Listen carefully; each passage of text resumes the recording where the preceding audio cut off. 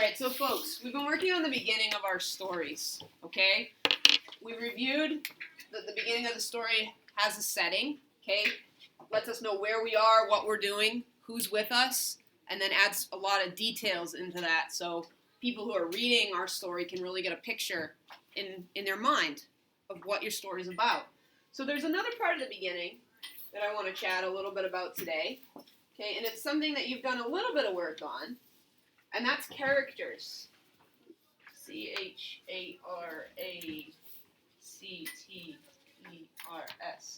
So another thing that's introduced at the beginning of the story is characters. Okay? So in this basic beginning, my dogs are cute. Alright, so the characters in this story, alright, if we're going to develop this story more, would be your dogs and possibly you in the story. There might be others. Okay? But the characters are going to be people. Alright, it might be pets. Alright, so that would be animals. And it could be people you know, people you don't know. It might have been somebody you ran across at the grocery store if that person somehow has a part in your story. It might be your snowmobile broke down on the trail and a stranger came along and helped you. Okay, so as you're thinking about your story, you want to think about your characters. And just like in the setting where we added details to it, we really want to add details to our characters as well.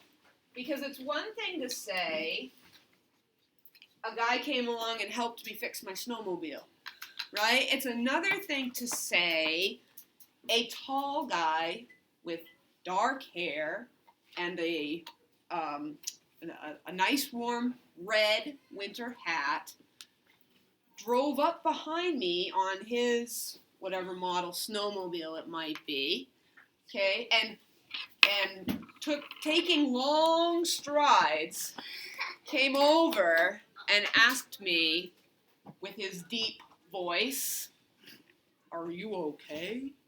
All right, so that's much different than saying, "A stranger stopped to help me," isn't it?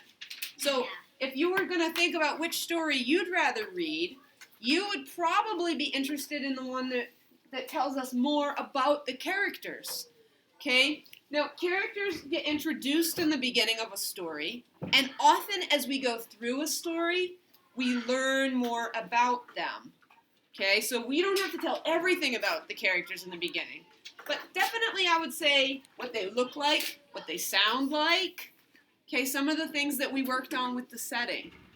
What if it's a pet, maybe what they feel like, all right? And so in the next piece, we're actually going to take a look at my story, where the characters are myself and my cat, all right? And there's a couple other mysterious sort of characters in that writing too. And we're going to see what I have in there for details and maybe what I need to add, all right? We're going to do that piece together, and then you're going to work on your story for character development, all right? And after I turn the recording off, I'll take some questions.